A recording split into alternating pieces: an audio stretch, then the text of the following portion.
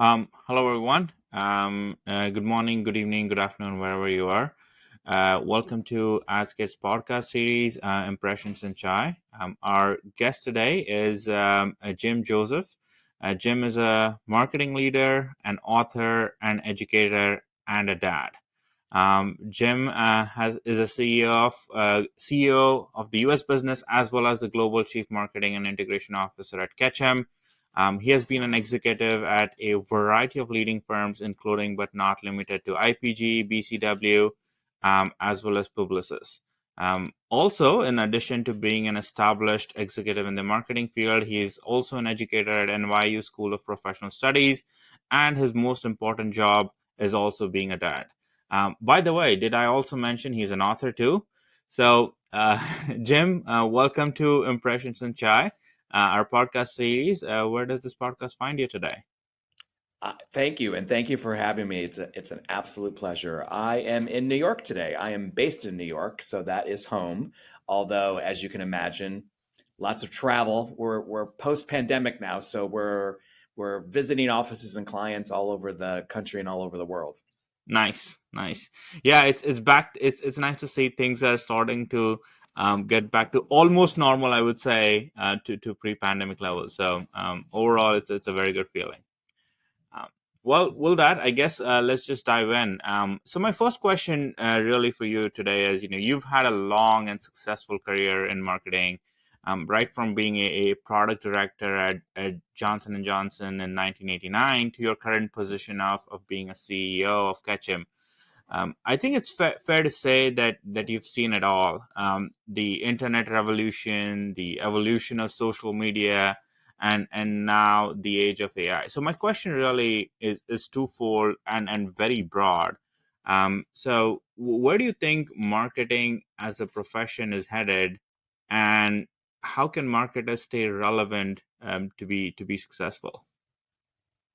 Interesting notion of seeing it all, because what I love about this industry is, yes, maybe I've seen it all yesterday, but we're constantly evolving, constantly changing. You never actually ever do see it all because there's something new coming around the corner. And I've always embraced that, and I've never been intimidated by it. And I can remember, as the industry has evolved through the years, there would be new developments. Like all of a sudden there were websites, and all of a sudden there were apps, and all of a sudden there were influencers, and I would see so many colleagues get so intimidated by it and have to have to become an expert in it overnight and have to know every single nuance to be able to execute against it.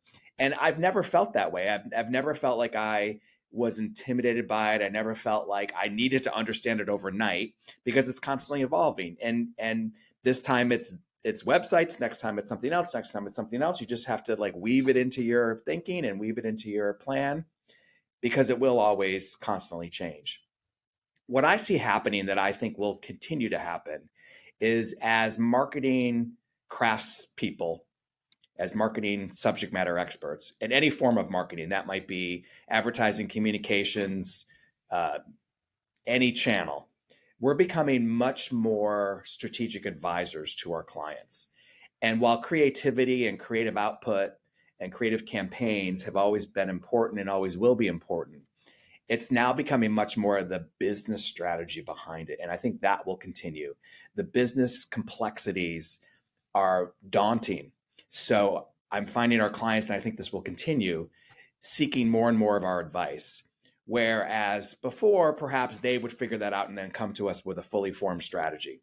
We're now intimately involved in forming that strategy, guiding them, giving them advice. And it spans their entire business, not maybe not even just their brand, but how they treat their employees, their suppliers, what their position is on issues that the world is facing. So we're becoming much more strategic partners, I think, than we ever have been, and that will continue. Okay, perfect. And then I guess so you brought up an important topic about being more sort of an advisor to your clients, but and being thought leaders, if you will, when it comes to marketing and advertising. Now, the second aspect of this, of let's say a strategy or thought leadership is also execution. And then how do you or Ketchum, or what would you recommend um, uh, marketers in general? How do they go about equipping themselves, whether it is building the right team, whether it is building the right tool set, uh, w- when it when you transition from being a thought leader to being an executor? um, What's fascinating about the execution part of our business is the margin for error has literally probably disappeared. Back in the day, you could make a mistake, you could make a fumble in the marketplace.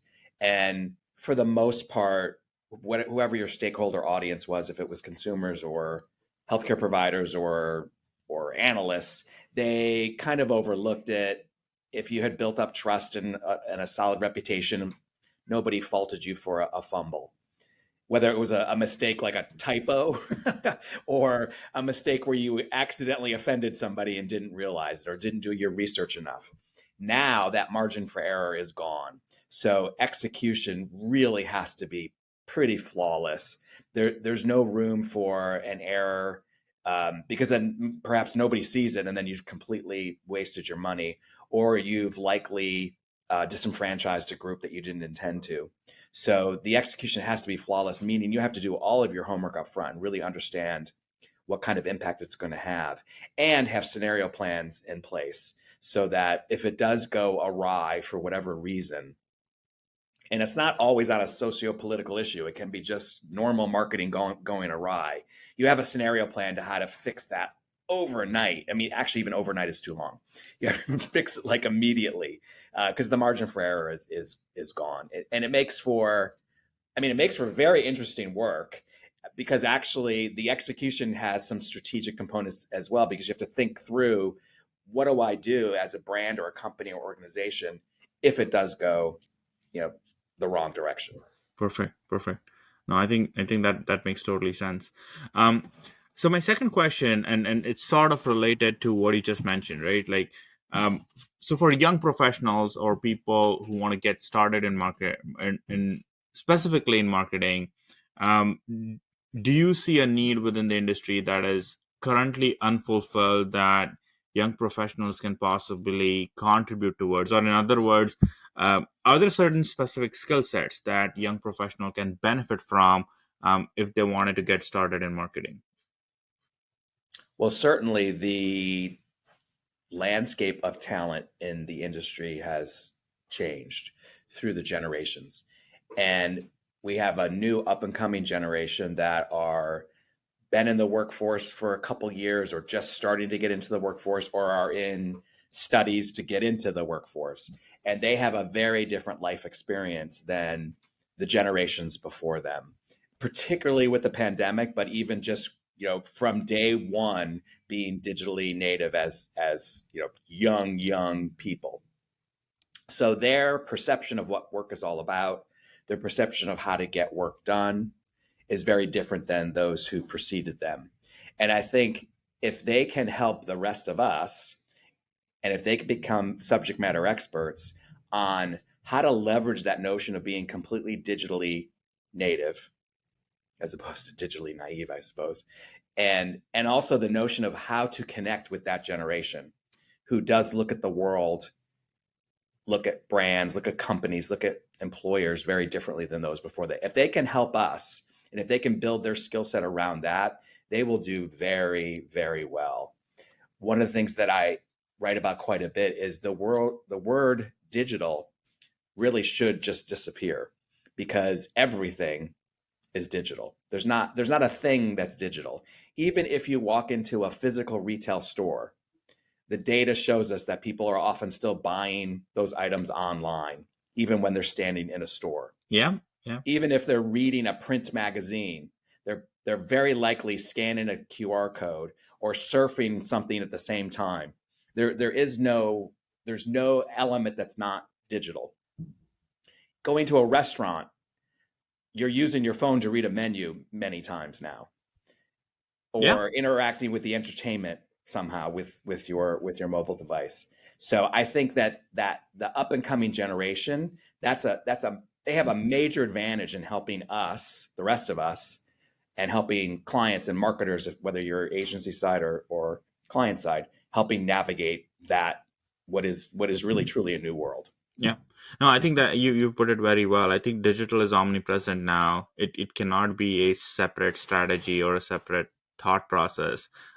It pretty much touches every element of our lives now, and knowing how it affects different a specific type of new audiences, specific new channels in digital influencer marketing, for example. I think that thinking about new opportunities from that perspective will probably help newer people as they start to enter this field. So I totally agree with you there.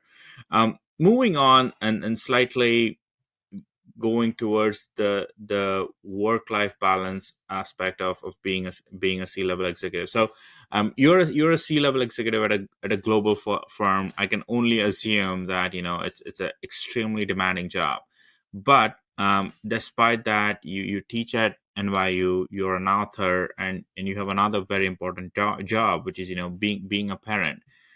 Could you share your thoughts for our audiences on work life balance, and what are some of the philosophies or thought process that you lean on to when it comes to managing these different roles in your life?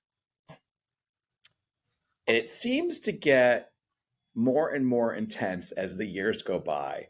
I don't know if it actually does get more intense. Probably not in reality, but it feels that way.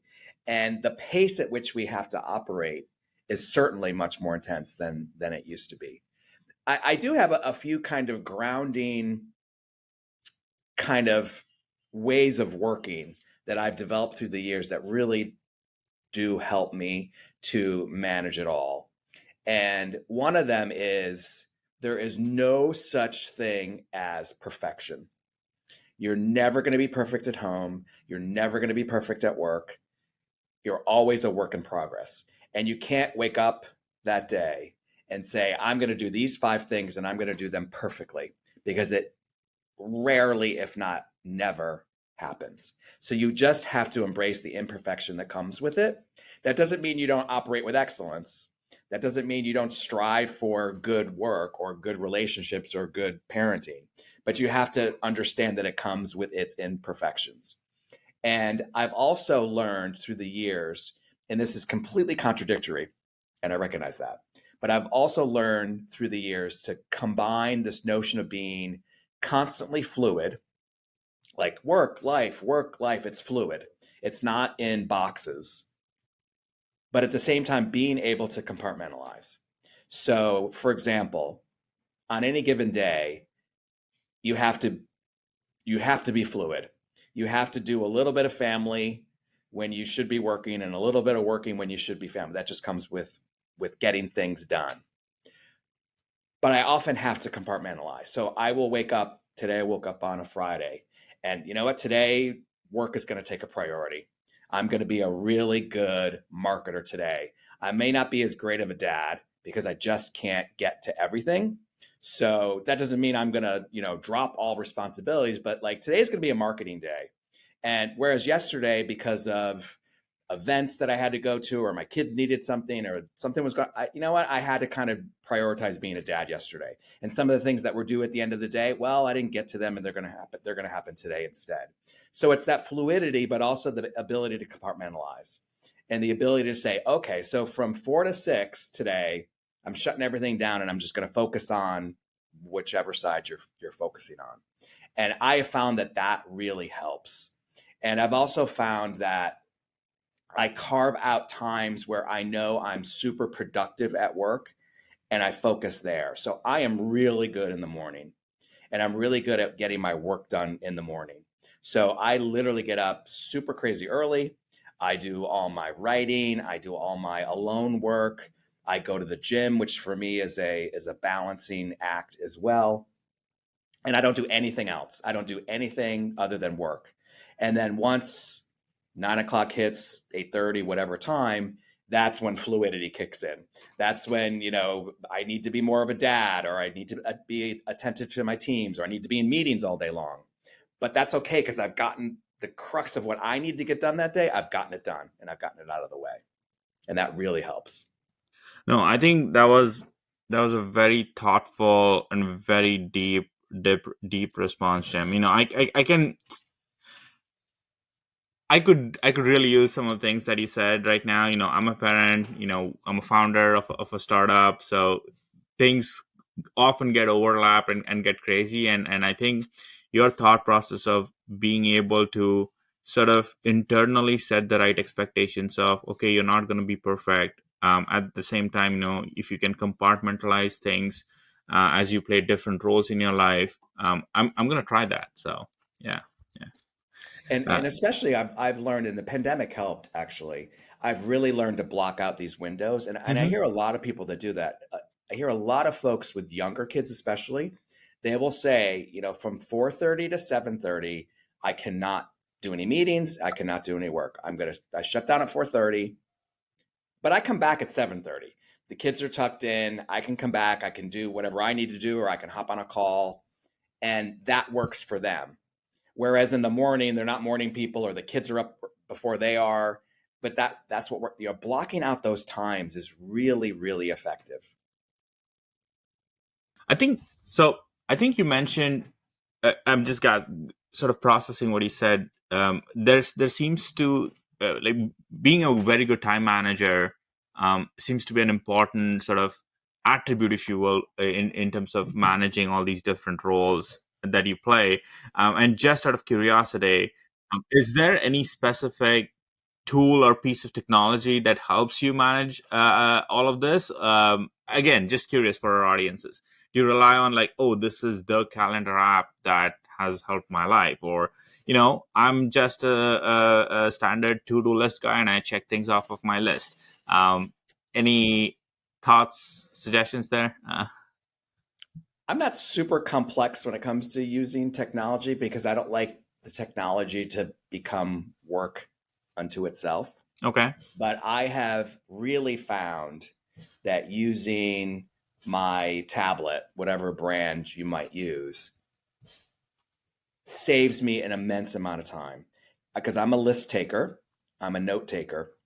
But when you do it on a tablet, you can cut and paste and move it around, and you can make a calendar invite, and you can send an email. You can delete it when you've got it done. You can move it from one category to another. And I do everything on that tablet, and it saves me an immense amount of time. I used to be a notebook. I would carry a notebook, and then I'd carry a mobile phone, and I'd have to calendar things in one session and emails in another session, and note like it has saved an immense amount of time. Perfect. And the other thing that's also saved me a lot of time is I'm a bit of a news junkie. We're in an industry where you have to really stay on top of the news. Curated news apps like I use Google News helps immensely because you can categorize them. You can get an entertainment feed, you can get a business feed, you can get a tech feed, and based on what you're interested in, whether it's industries, clients, businesses, people, you get the news you want. Saves an Perfect. immense amount of time. Good. Good. Um, that's excellent. So now going to our sort of last section of the podcast, I mean, I'd like to shift gears now, and it's I have some sort of rapid fire questions for you. Three questions really. Are you ready? I am, yes. All right. So the first question is, in the last couple of years, from a branding standpoint, which is your favorite brand and why? And I know you're in an industry where I know you cannot pick favorites, and if you refuse to answer this question, that's totally fine. But I thought I'd ask. Yeah, I have to.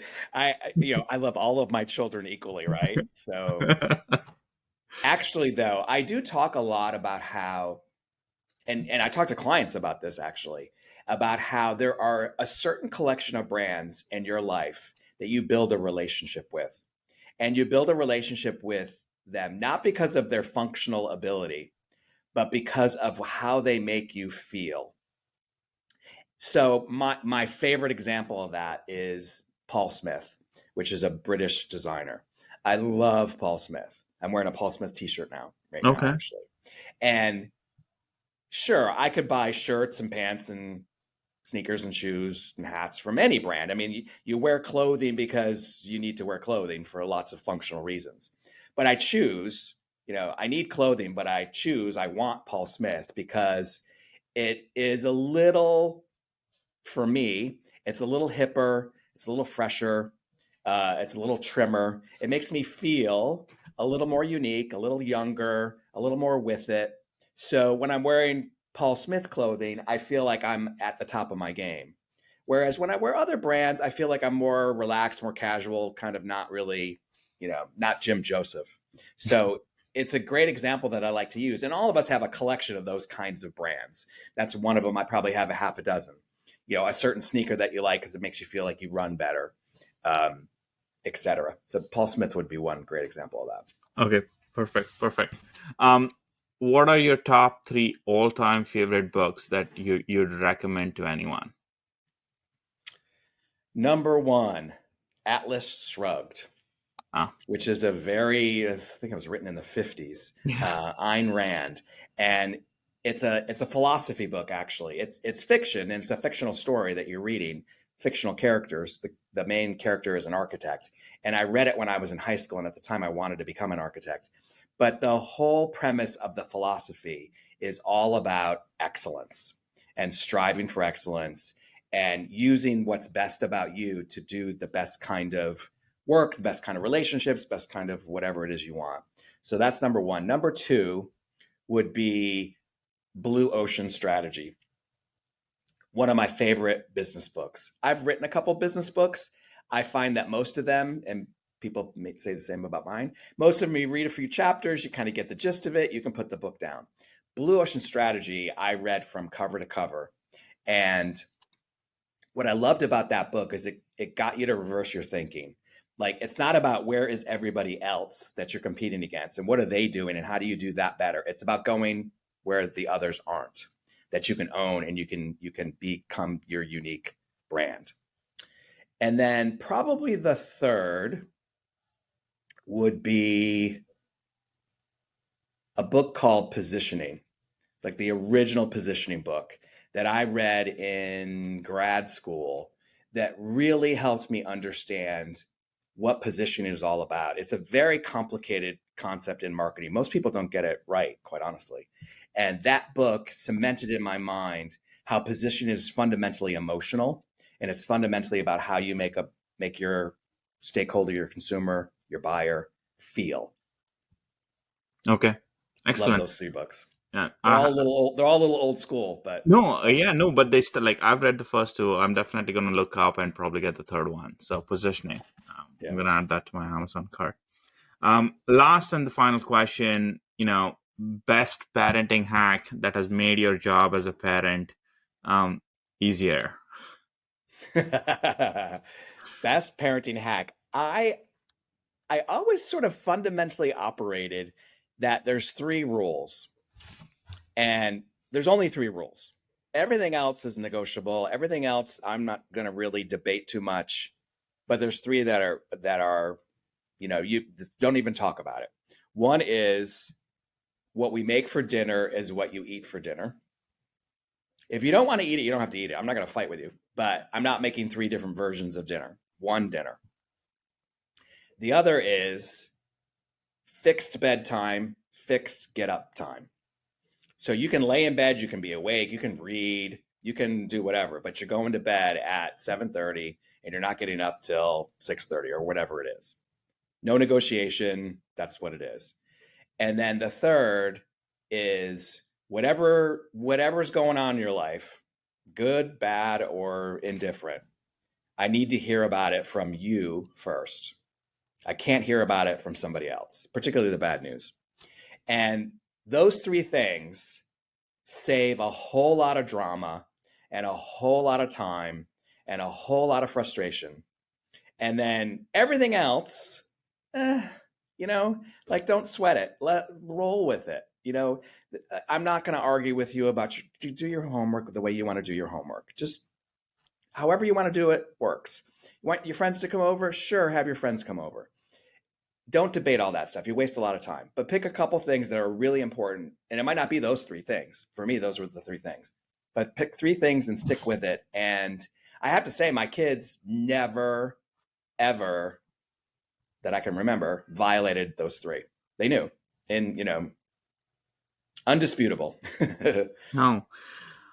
Well, Jim, what can I say? This was thoughtful, inspiring, motivating, all-encompassing. I just loved our conversation on all the aspects. Marketing, planning a career, being a good parent. So, thank you so much for being on our podcast today. I really appreciate it. And yeah, good luck with everything. Yeah, thank you so much. It's been a blast, and good luck to you on everything as well, all aspects of life.